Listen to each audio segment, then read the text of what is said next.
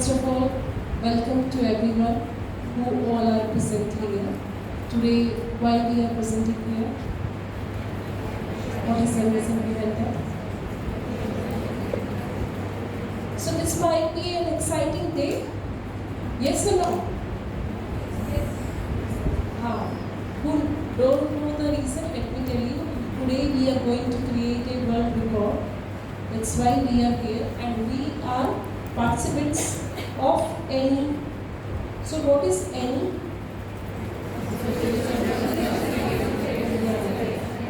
So please clap for everyone, for ourselves, because we are the part of that history.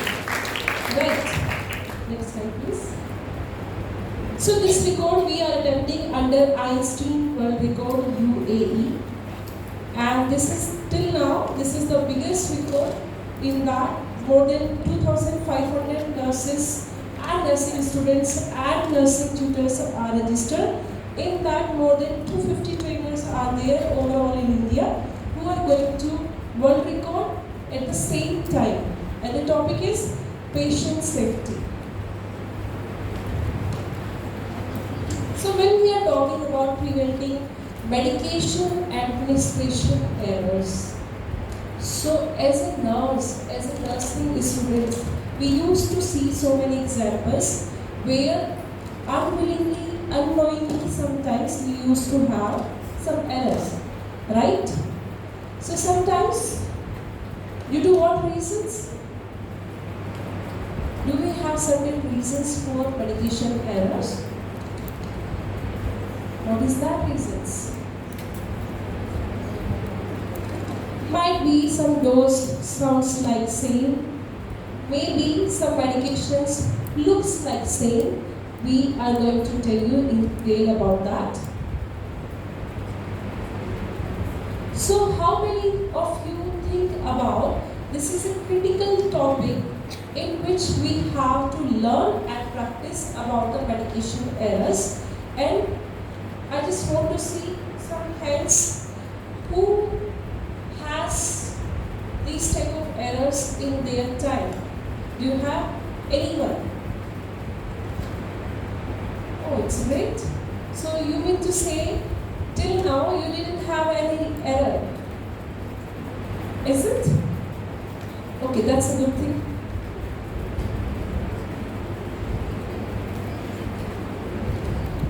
So what are the objectives of these things? The first one, we have to lift the burden of medication administration errors. The second one is, we have to learn what is the safe practices to prevent the medication errors. And the third one is, reflect on adhering to 5+3 right medications. I am sure about that you heard about what are the 5 rights in the fundamental of nursing in first year. What was that? Time.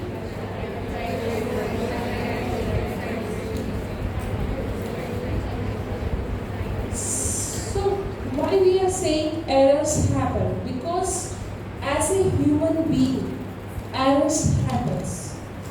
Okay, we are having certain responsibilities to reduce these types of error, but as a human being, errors sometimes happen, and as a nurse supervisor, as a nurse, how you have to deal with that, this you have to learn from this session.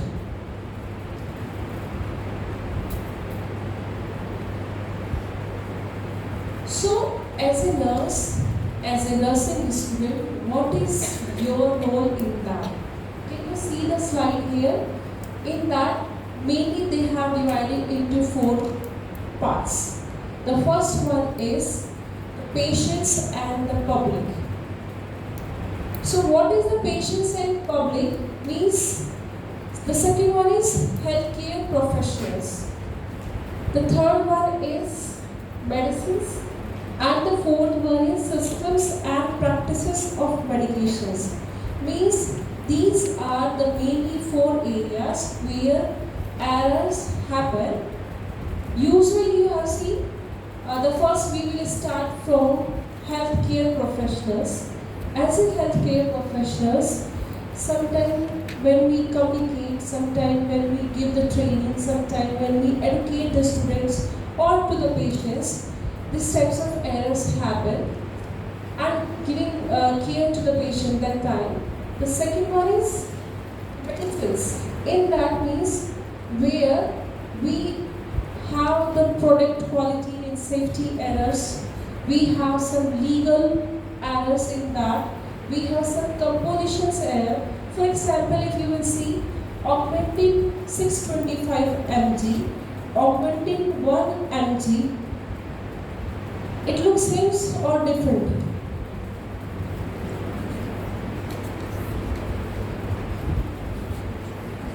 Is it same or different? It looks like same or different?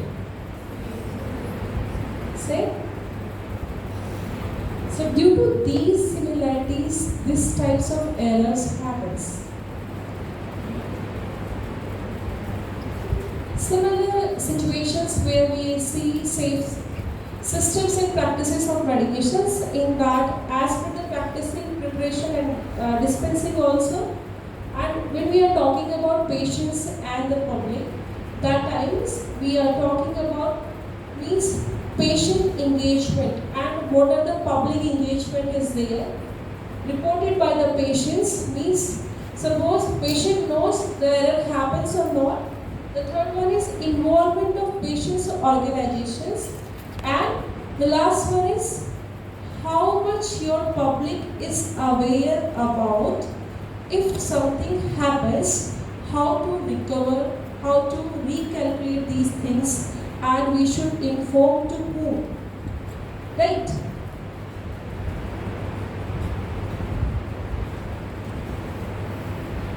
So here we can see two pie diagrams. In that you will see the first one, as per the pharmaceutical companies, 50% of medication errors are made at the point of administration. So when we are talking about administration, what is the meaning of administration here?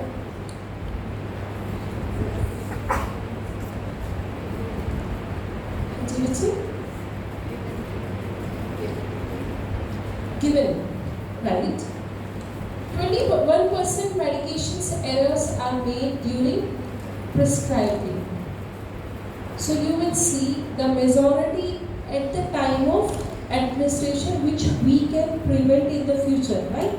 And at the same time, 21% errors are made during the prescribing the medications. So when we prescribe the medications, it looks or it sounds like similar. So these types of error happens.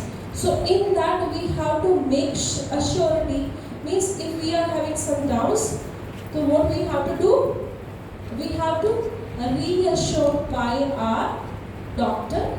We have to reassure our any other nursing professional who is very senior there. And if we have any doubt, we have to talk directly to the doctor. So in future we can prevent these types of error by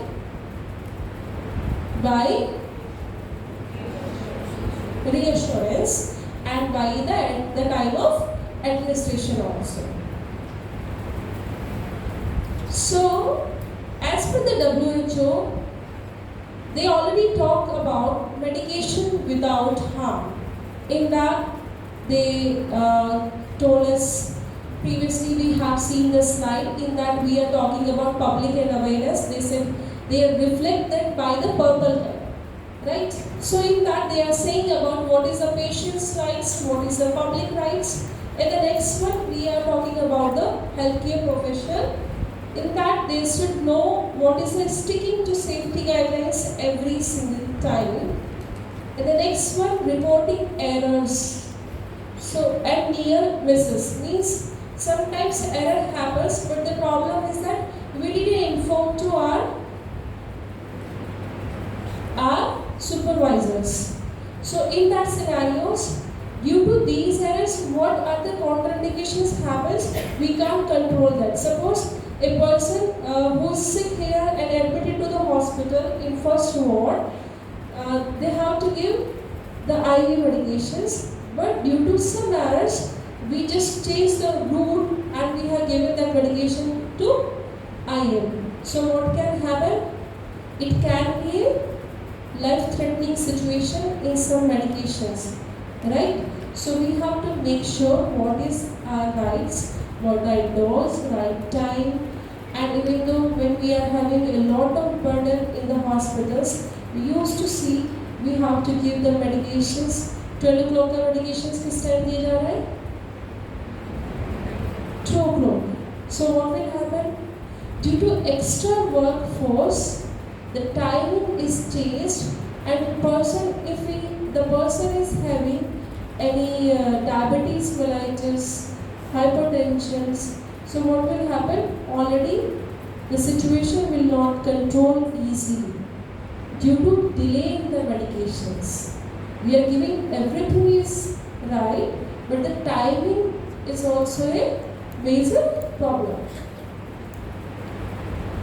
So we have seen 50% of all medications errors happen during the administrations, and these type of 54% of medications errors is caused by to whom?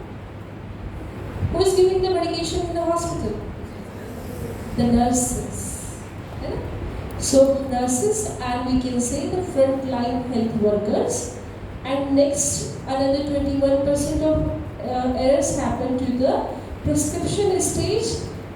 Never accept an incomplete or illegal prescriptions if you will see, and if you have any doubt, just clarify that. Every error prevented, a life potentially saved.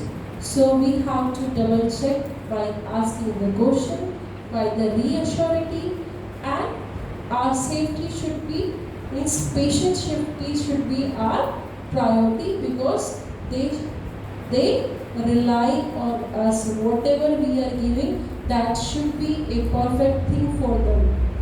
So we don't have to use any shortcuts in that. So whatever is the procedure, at what time we have to give according to that. Okay, sir. So here you have seen the burden of avoidable medication harm. In that, the first circle you will see what is that?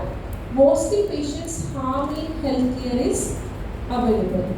So what is the meaning of that, Vijay?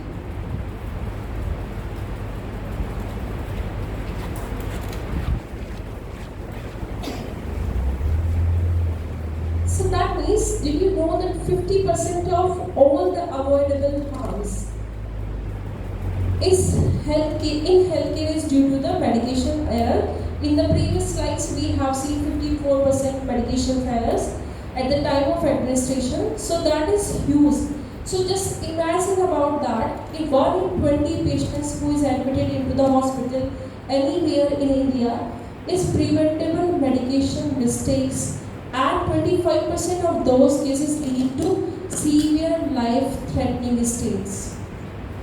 The second one is, you can see medications related harm accounts for 50% of overall avoidable harms in healthcare team. That means they want to say you can avoid at least 50% of these types of errors. The third one is 1 in 20 patients globally experience preventable medication harm. And 25% of preventable harm is considered severe or life-threatening situations.